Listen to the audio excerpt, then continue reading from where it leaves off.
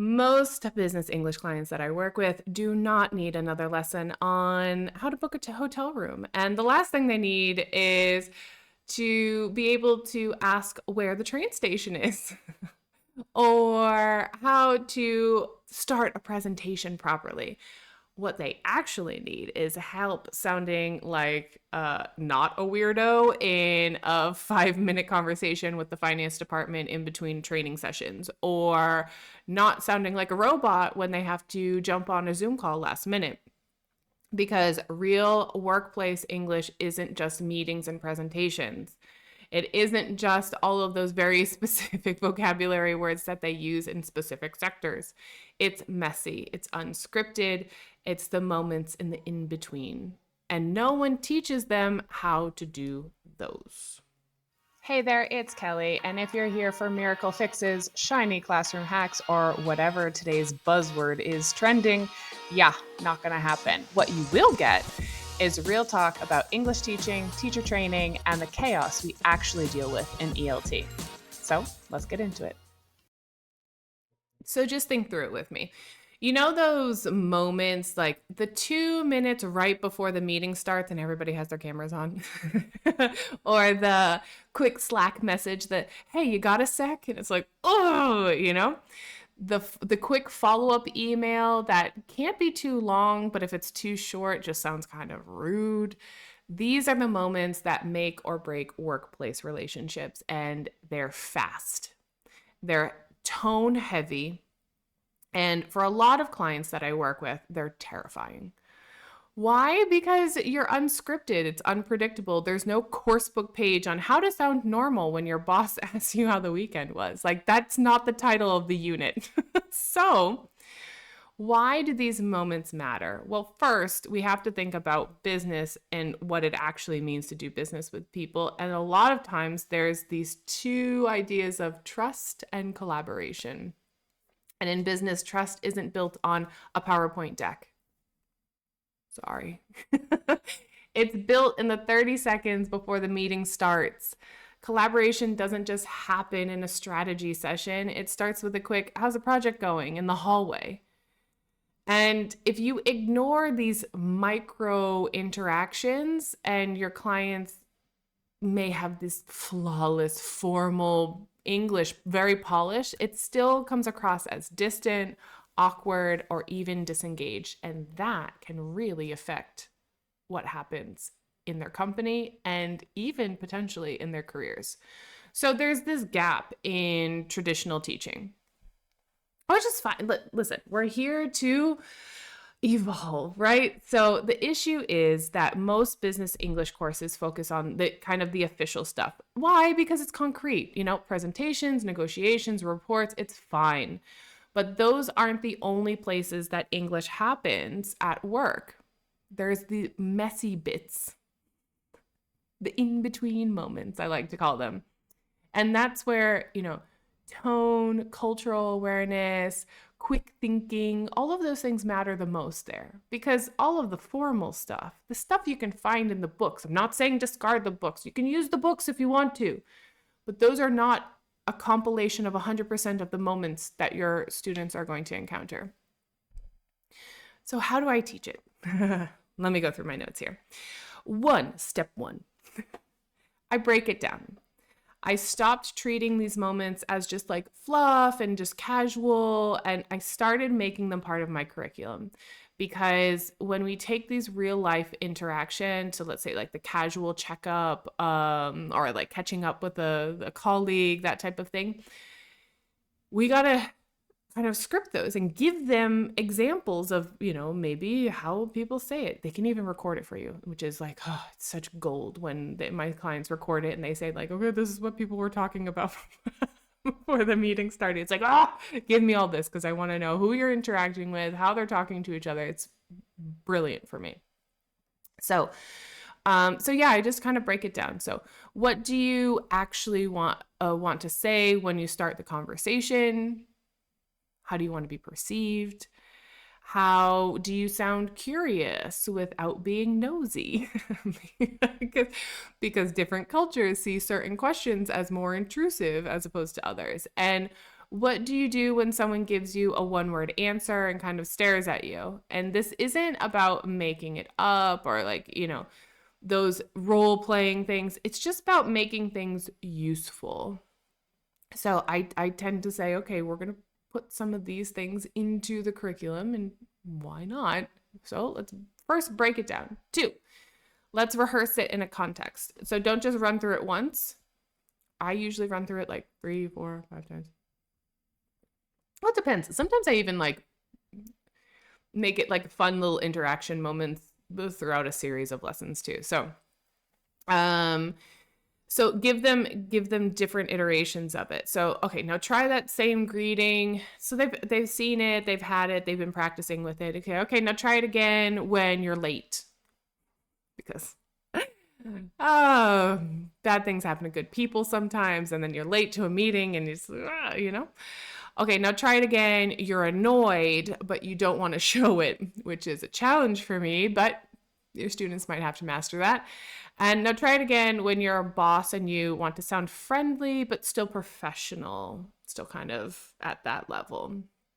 That's when clients start to realize that one phrase can live in multiple contexts and the delivery changes everything. So again, it's very tone heavy and they're starting to play with what they already have. I'm not adding a bunch of stuff in here. I'm just looking at kind of what they have, what would be appropriate for situations, and how we can remix it to see what's going on. And then step 3, I like to reflect and adapt.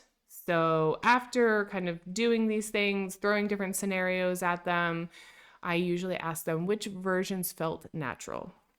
Listen, you can teach the entirety of the English language to someone, and they still will have their own personal style and their way of expressing themselves. And they won't use the entirety of the English language because certain people create their own style. So I sound a very specific way. I think it's probably a culmination of all my experiences in my life and how I try to phrase things in very specific ways. And that comes off as uniquely me. So you need to ask them too, which versions felt natural for you? Because sometimes we're trying to force them to use a very specific phrase. I'm not going to use it because it just doesn't feel natural. So you got to find another way. Yeah. Which ones felt forced? Which ones would they actually use tomorrow? So then you tweak it. You look at the script, you say, okay, how does this become a habit? Which ones are they actually most likely to implement because they understand the context and it feels good for them to use that? And then it's practiced, adapted, and then it's made personal. That's what you got to do. Why this works for me. This is how I do it. There's millions of ways to do it. This is how I do it. So it starts with a bit of awkwardness and then it moves a little bit into confidence, hopefully more confidence as the time goes on. But I've done this with engineers from Korea, some consultants from Spain, team leads like in the Netherlands, lots of Brazilians, the majority Brazilians, all over the world. I've done this and the result was always the same. They were less awkward, small talk was improved, they were more confident trying to make connections, and more English was being used in real time. So here's the bonus. Clients stop defaulting to those kind of like stock phrases and they start building a more flexible language they can adapt to within the moment, which I think is a very good indicator and sign of higher level fluency and higher level proficiency. I'm not necessarily the person that always demands that we put more language into this person's brain. I just want to see how creatively you can use the language that you have. So, so they can ask, how are you? Or they can go, to a different option and say, how's your week starting? Or I saw your update. How's that project going?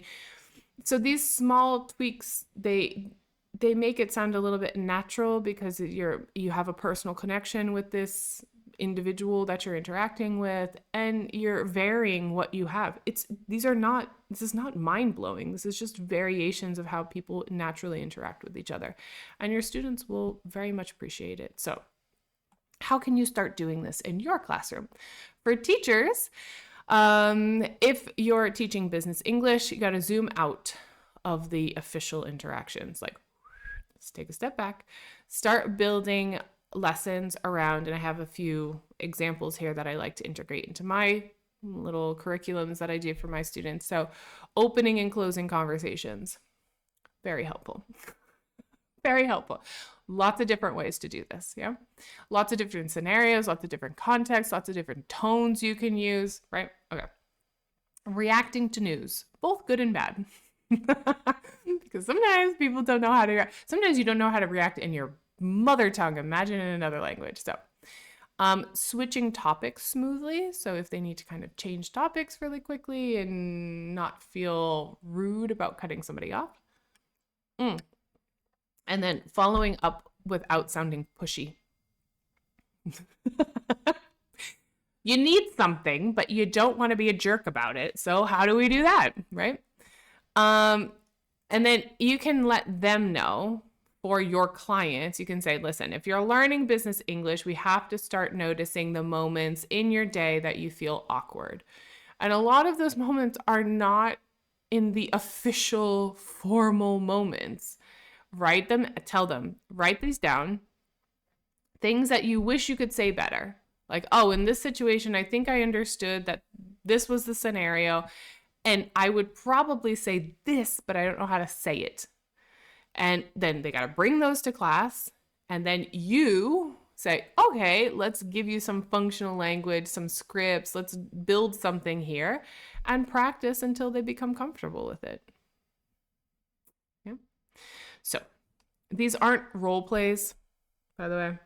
These are kind of like scripts for real life, functional language, if you want to call it that. And when you master the messy moments, the in-between moments that I like to call them, students don't just speak better, they connect with people better because they can start personalizing, they can start adding their own style and their own personality. They can start adding, very specific things that only those two people know about. So the next time you're planning business English lessons, or even telling your students, maybe you're taking one as teachers, I don't know. Make room for hallway hellos, the quick chats, the casual catch-ups. Those are really important. They may be small, but they make a really big difference in business.